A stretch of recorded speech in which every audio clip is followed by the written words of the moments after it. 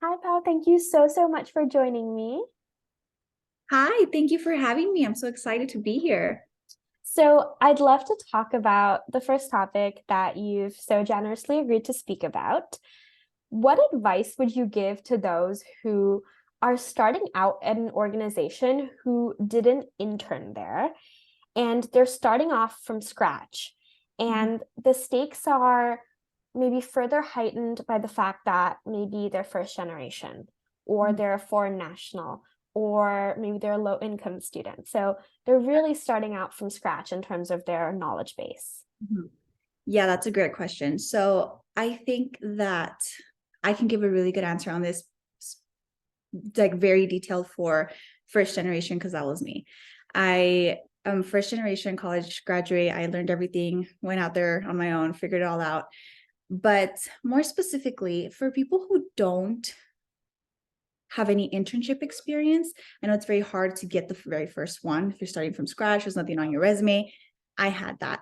And some advice that I've been giving to students, because I also go back to colleges and I give all this advice to them, is to do some volunteering. So, especially at universities, there's like, for example, I did computer science. There's a computer science department. I went in there and I said, hey, like, you don't have to pay me, but I want to learn. I need to learn what you're doing. I want to just take it all in. I'm like a sponge right now. I just need to like take it all in. And what I learned volunteering for like 2 weeks helped me get my very first internship. So it's just taking that extra step to learn more outside of the classes that you're taking, and also the people you're surrounded by. So when I was volunteering, I started hanging out with seniors that were in computer science, and I started like hanging out with them when they were doing their side projects. And then that also helped me to put that on my resume that I was, helping out with building an app. And it helps put yourself out there. Just go that extra step, do what you have to do to branch out. I love that. And that's also so helpful for international students who reach out to me, particularly for the aerospace industry. As foreign nationals, it's notoriously challenging, and the research experiences that they do or those volunteer experiences can go so incredibly far. So, that is really great advice. Thank you so much. Yeah. I was wondering if we could talk about the world of work and tips you have on making the most out of question and answer sessions with senior engineers, Mhm. especially when everything feels like a question that needs to be clarified. So, this is situations where the degree that you have acts as a ticket to this room that you get to be in. You have the job, they Yeah. know you're qualified, but the Yeah. material is something that is cutting edge. It's Mhm. something that's never been done before. The senior engineers have a knowledge base, but they don't have the answers either. Yeah. So everyone is new to this material, but you don't necessarily have the foundations for this thing. And everything seems like it's Yeah. new and it's a question. How do you start biting pieces off that feel more manageable to chew? Yeah. Filling in the blanks, kind of. Yeah. So that's a great question. Also, these are going to be great questions, all of these. Um, for me, for example, when I started my job at Meta, I was in a very similar situation. I went into a team that was very brand new, no documentation. Everyone was just learning off of each other. And I think what's very important is that when you are specifically a new grad or an intern, it is your time to ask the questions. You are the one that is allowed to make the most questions, and specifically from senior engineers. So, like you mentioned, questions to senior engineers. I have dedicated, even now that I've been at the company for over a year and a half, I still meet with senior engineers on a weekly basis and I ask questions. Not mostly like, how do you do this? Those questions are, those are the ones that you get out of the way when you start, but more just to understand their thought process. And I want to know more about them and their journeys, because they got there somehow and we all get somewhere somehow, and we all have a journey. And the more transparent that people are about their journeys, the more you feel like you can do that too, right? So that is why those Q&As are so important.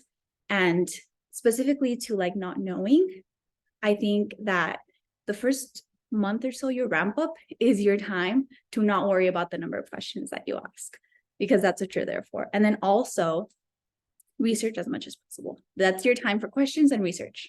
And I say that all the time to like my new interns that are like freaking out. This is your time for asking and researching.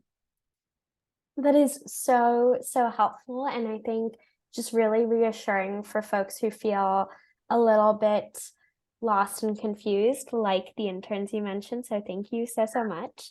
And I then was too. wondering if within that ramp up period, there were things that helped you learn more about your learning style Mhm. at work. So, something that I've been learning about myself is that I enjoy making slides that no one has asked me to. So, behaving as though I'm a consultant, even though I'm very much an aerospace engineer doing analysis, but explaining things and explaining my own thought process by creating slides.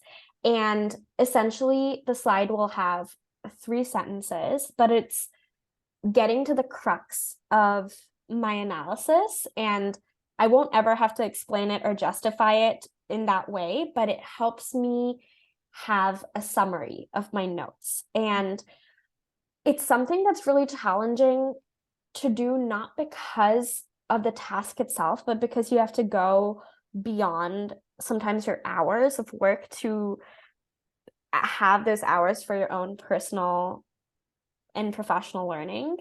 And so I'm curious about what that has looked like for you and whether there's been differences in your learning style in university versus now, especially because computer science is just a different field in terms of capturing that analysis.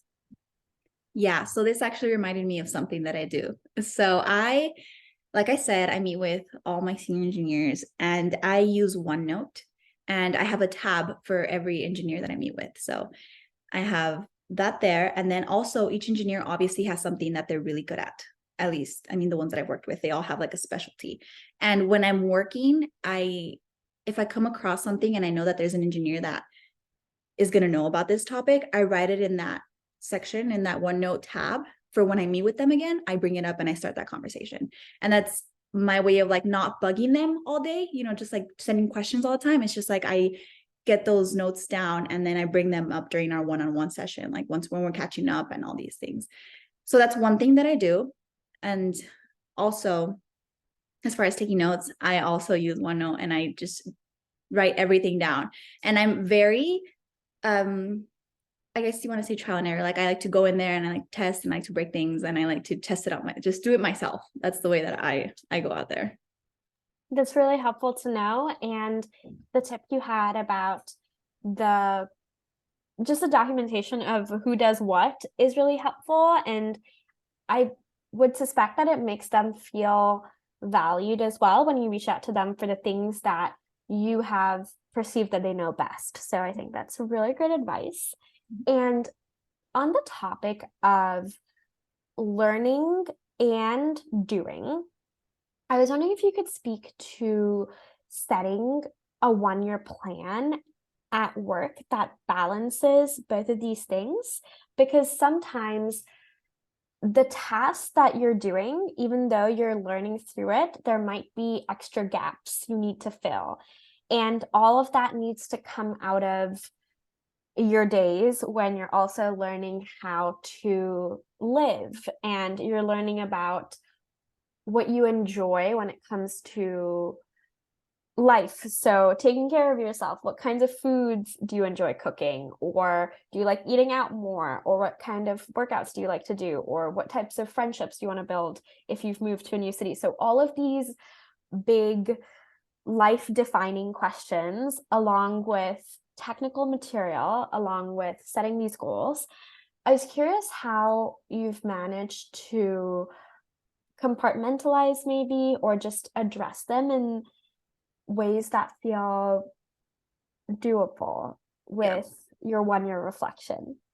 Yeah, I see. So I've actually talked about this in my blog. I talk about when I did my 1 year reflection. I talked about setting a goal, and I talked about work-life balance, because that sounds like this is where this is going. So work-life balance is something that I've prioritized ever since my internships, because I had some internships where I had no control over it. I was just working long hours. And that's when I made the decision that this is not how my life is going to be when I go into full time. I do not want to be stressing, not sleeping because I can't, meet deadlines. And so when I went into full time, I really love the way that we do it at my job. We do, like I said, 1 year plan, but we also cut that in half. So we do a 6 months like review of like what your next 6 months are going to look like in your personal life. And then we base like what our workload is going to be like around that. So for example, if I'm going on vacation, for like 2 weeks in March, I know that I'm not going to be here for that time, those 6 months. And we add on that work that's going to fit around that. So I don't add on too much so that I'm stressing, because I'm going on vacation, I have too much work. And we also do deadlines around that. So that's something that I have really liked about my current job. It's just looking in the future and then just making those plans accordingly. And then that'll turn into a 1 year plan that goes with your personal life as well. That is really helpful and really helps to draw us into the next set of questions, which is around building the life around the dream career. So, Yeah. seeing your post online, it's given me the perspective that, again, you live your life to the fullest. And that is such a special thing to be able to say, and that you show up boldly and have this great sense of style. And I was wondering if you had tips on building an aesthetic that feels authentic as a professional and dressing up in a world that often favors cargo shorts and t-shirts. Right. Yeah. So as far as my industry, like the tech industry, computer science and all that fun stuff, it's actually been changing a lot lately. I feel like they've been really being more open to bring your authentic self to work.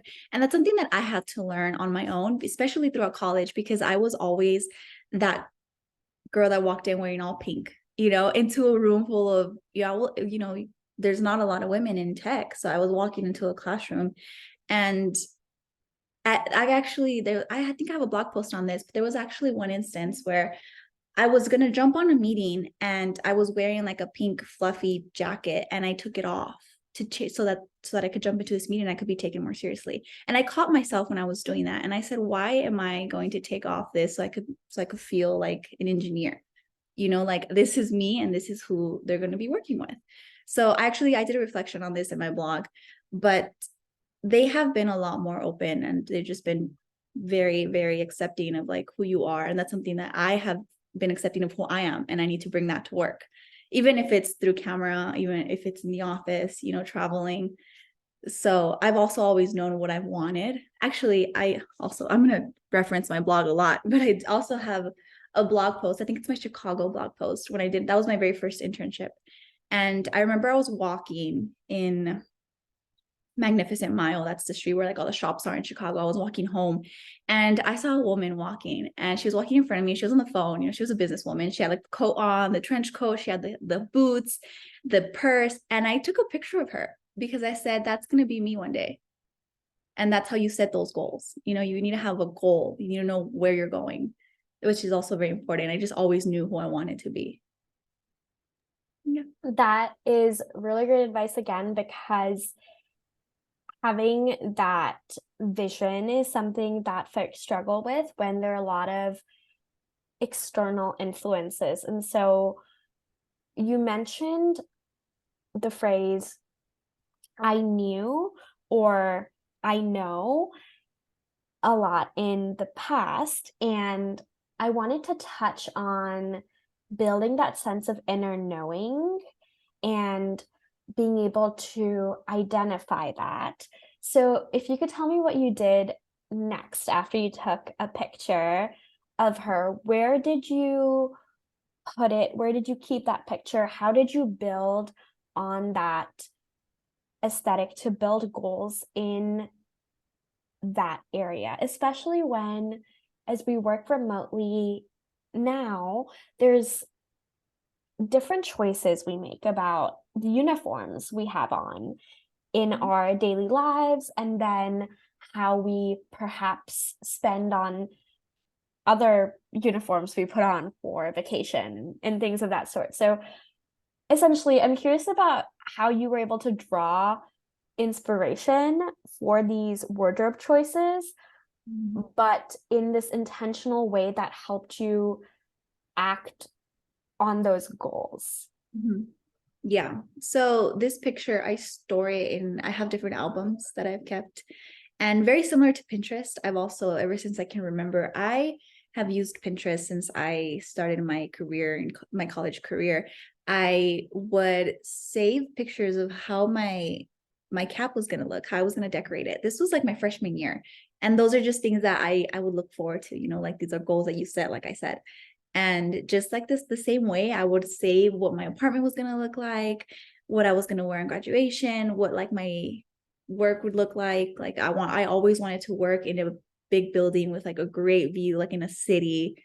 And I think a lot of it came from pictures and just that vision. The people use vision boards. My way of doing that was Pinterest. And you need to find that. You need to go out there and you need to search to see what the dream is to you.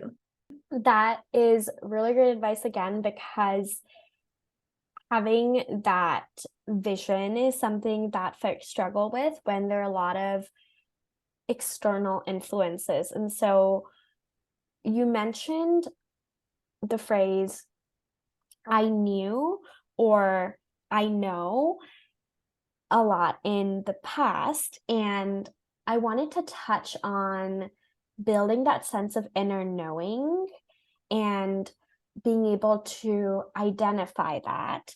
So, if you could tell me what you did next after you took a picture of her, where did you put it? Where did you keep that picture? How did you build on that aesthetic to build goals in that area, especially when, as we work remotely now, there's different choices we make about the uniforms we have on in our daily lives, and then how we perhaps spend on other uniforms we put on for vacation and things of that sort. So essentially, I'm curious about how you were able to draw inspiration for these wardrobe choices, but in this intentional way that helped you act on those goals. Mhm.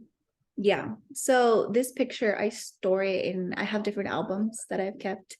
And very similar to Pinterest, I've also, ever since I can remember, I have used Pinterest since I started my career, in my college career. I would save pictures of how my cap was going to look, how I was going to decorate it. This was like my freshman year. And those are just things that I would look forward to, like these are goals that you set, like I said. And just like this, the same way, I would save what my apartment was going to look like, what I was going to wear in graduation, what like my work would look like. Like I always wanted to work in a big building with like a great view, like in a city.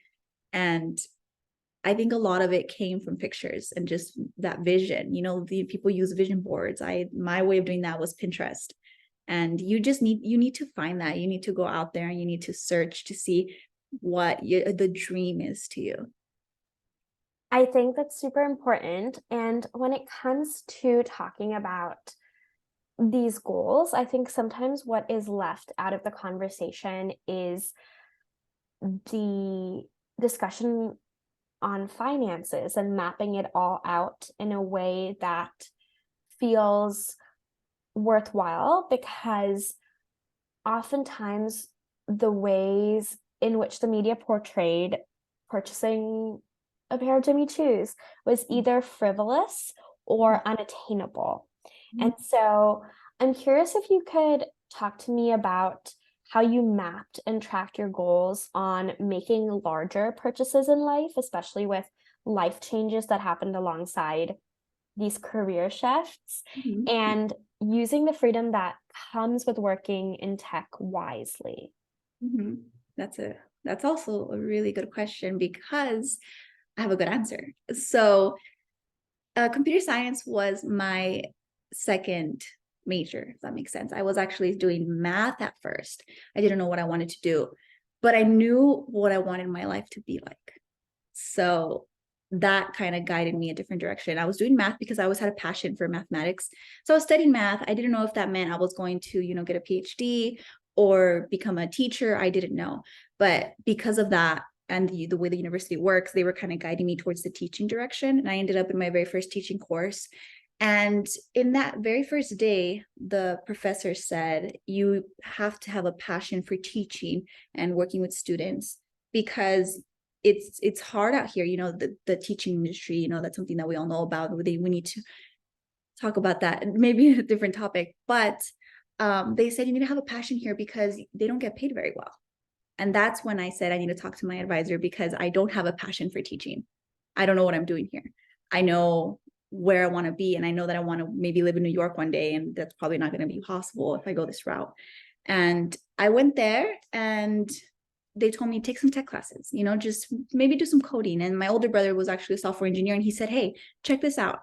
And I loved it. I loved working on the computer. And that's also something that's very important. Once again, talking about the word passion, you need to be passionate about what you're doing. And on top of that, making those dreams come true with what you're doing, right?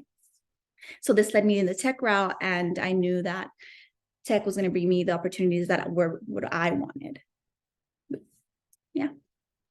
So, living in the dreams that you then created, I was wondering how it felt to have that career box checked off and to at least be able to make strides in that bucket of life, but to then look at your other areas of life post grad and to really assess them with intention and to think, okay, if my whole life is a wheel and the career is at a 9 or a 10 currently, and I'll only keep working towards it. And other areas of my life are maybe at a 5 or a 6. How can I address them with intention? I was curious if you went through any exercises of that sort to really look at all the other areas of your life to live more fully into them, to improve any areas that you felt like that needed that improvement. And if it ever felt like too much because perhaps the people around you maybe were only focusing on one bucket and not all.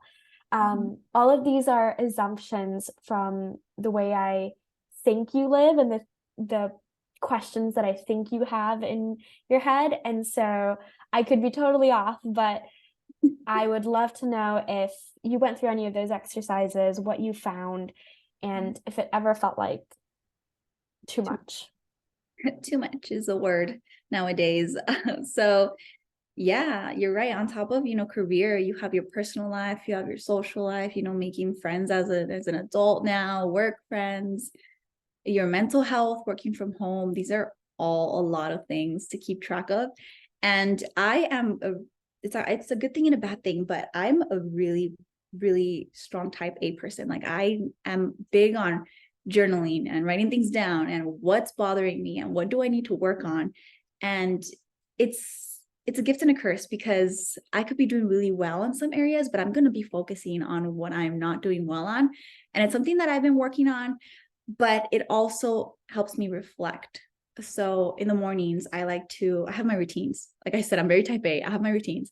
So in the morning, I like to journal and I like to reflect and I like to talk about different parts of my life. Like I'm married. So I like to think about that. Like how's my marriage going?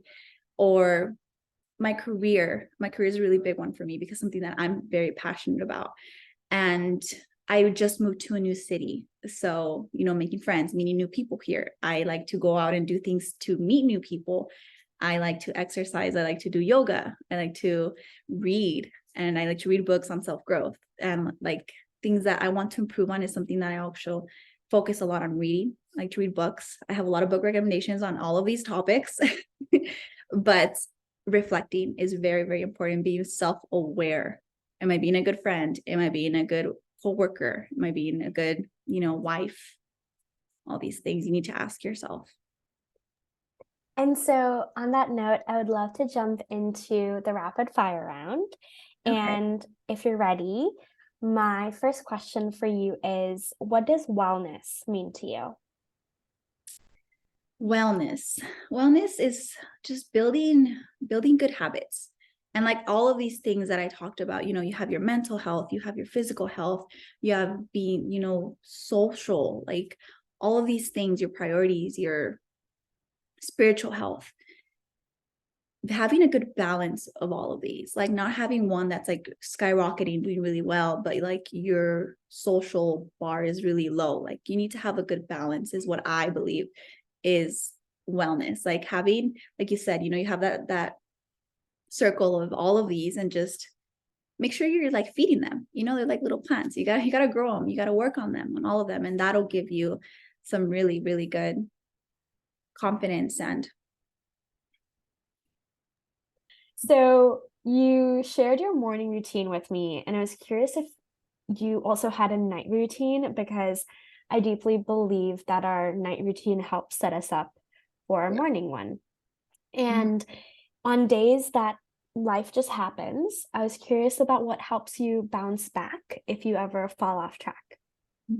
yeah, I do have my morning routine. I do have my nightly routine. And I do have days where I don't do the routine because it just falls off. And those are the days where I just feel like I'm having a bad day because I feel like everything's not in order. But my husband has helped me on this to remind me that it is okay to have those days where you're not perfect. So I go to sleep pretty early. I wake up very early. And sometimes, I like to read at night. And sometimes, I'll get hooked on my book and I'll go to sleep late. And then that'll kind of mess up my morning a little bit.